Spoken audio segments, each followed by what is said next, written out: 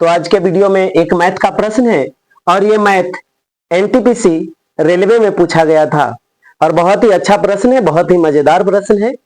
प्रश्न है सबसे छोटी अभाज्य संख्या और सबसे छोटी भाज्य संख्या का HCF क्या होगा।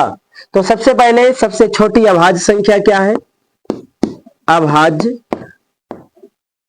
और उसके बाद भाज्य की बात करते हैं तो सबसे छोटी भाज्य संख्या कौन है।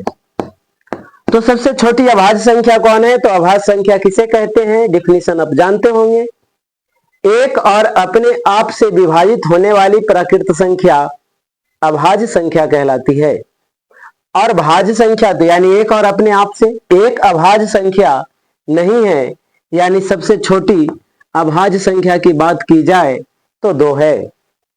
अब आगे चलते हैं, भाज्य संख्या किसे कहते हैं, तो जिस प्राकृत संख्या का गुणनखंड कम से कम 2 से अधिक हो, कम से कम 2 से अधिक हो, यानी कहने का मतलब है कि कम से कम 3 होनी चाहिए, 4 होनी चाहिए, 5 होनी चाहिए, गुणनखंड उसका, वह कहलाएगा भाज्य संख्या।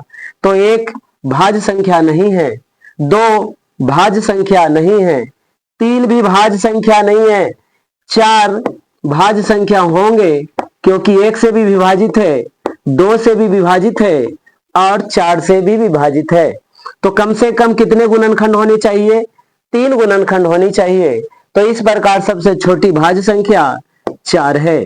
अब 2 और 4 का HCF कितना होगा, तो 2 को 2 गुने 1 यानी 2 लिख सकते हैं इसको, और 4 को कैसे लिखिएगा, 2 गुने 2, दोनों में जो कॉमन होता है तो वही HCF होता है। इस प्रकार सही आंसर आपका ऑप्शन नंबर बी होगा। धन्यवाद।